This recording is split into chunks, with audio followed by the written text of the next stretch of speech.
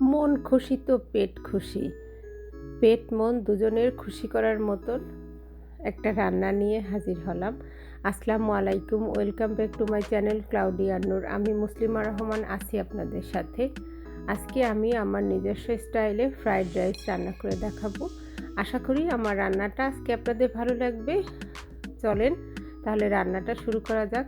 প্রথমে মুরগির মাংস পাতলা করে কেটে নিয়েছি, এটার এখন ম্যারিনেট করব। দিয়ে দিচ্ছি 1 টেবিল চামচ আদা রসুন পেস্ট, দিয়ে দিচ্ছি কিছু শুকনো মশলা, দিয়ে দিচ্ছি এখানে পার্সলে, অরিগ্যানো। এটা আছে চিকেন পোলট্রি সিজনিং, সব ধরনের রান্না করা যায়। এটা আছে যে ভাজা জিরার গুঁড়া, চিলি ফ্লেক্স আর লবণ। এবার আমি এর মধ্যে দিয়ে দেব 1 টেবিল চামচ পরিমাণ টমেটো কেচাপ, দিয়ে দিচ্ছি 1 চা চামচ সয়া সস এবং দিয়ে দিচ্ছি 1 চা চামচ কর্নফ্লাওয়ার। এগুলো খুব ভালোভাবে মাখানোর পরে আমি 1 টুকরা লেবু এর ভিতরে দিয়ে দেব। চেষ্টা করব মাংসটা কিছুক্ষণ একটু রাখার জন্য, তাহলে মাংসটা খুব ভালো নরম হবে।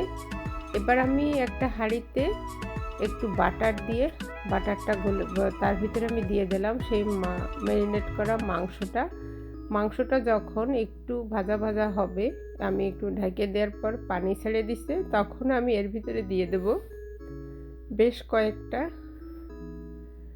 চিংড়ি মাছটা আমি শুধু পিঠটা ফেলে দিছি, খোসাটা ফেলে দিইনি, কারণ চিংড়ি মাছটা আলাদা করে ম্যারিনেট করার কিছুই নাই।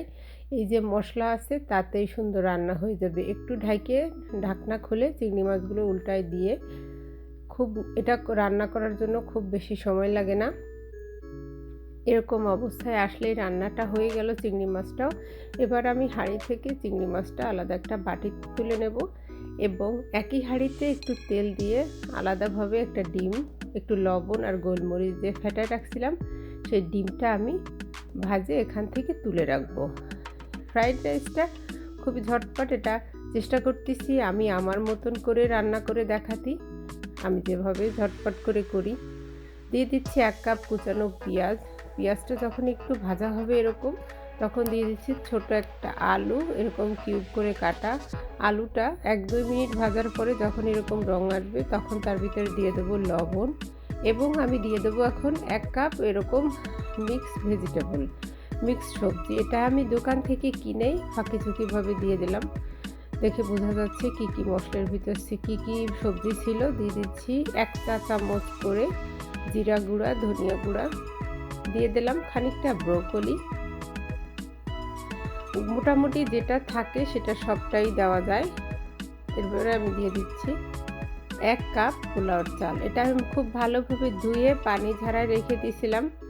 এটারে খানিকক্ষণ যখন একটু ভাজা ভাজা হবে, তখন আমি দিয়ে দিচ্ছি আমার আসল টুইস্ট, 1 চা চামচ পরিমাণ মুরগির মাংসের মশলা, প্যাকেট মশলা। এটা এখন যে কোনো দোকানে পাওয়া যায়।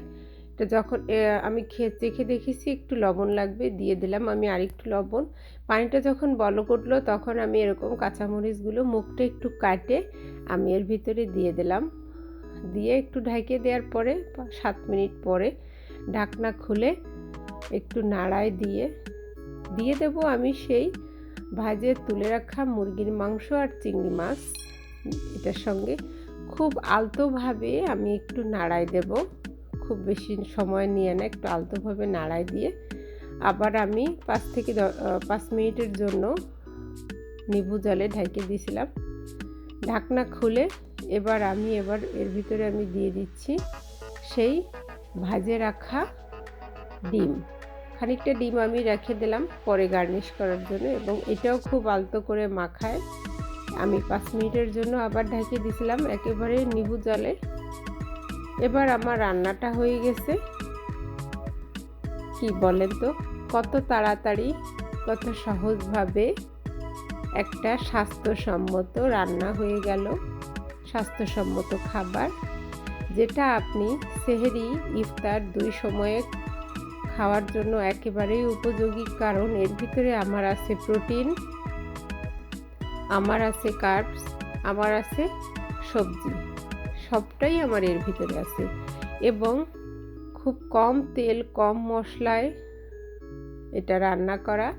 যেটা আমাদের সারাদিন রোজা রাখার পরে যেমন ইফতার করার সময় এটা খেলে ভালো লাগবে, ঠিক তেমনি রাত্রে যখন আমরা সেহরি খাবো সারাটা দিন এটা আমাদের পেটে অনেকক্ষণ থাকবে। আশা করি আমার রান্নাটা আপনাদের ভালো লাগছে। আমি আমার মতন করে খুব সহজে ঝটপট একটা রান্না আপনাদের সাথে করে দেখালাম। আপনারা বাসায় রান্না করবেন, কেমন হয় আমাকে জানাবেন। আশা করি আমার রান্নাটা আপনাদের কাছে অনেক অনেক ভালো লাগলো। যদি ভালো লাগে আমাকে কমেন্ট করে জানাবেন, লাইক দেবেন, শেয়ার করবেন। সবাই অনেক ভালো থাকবেন, সুস্থ থাকবেন। আল্লাহ হাফেজ।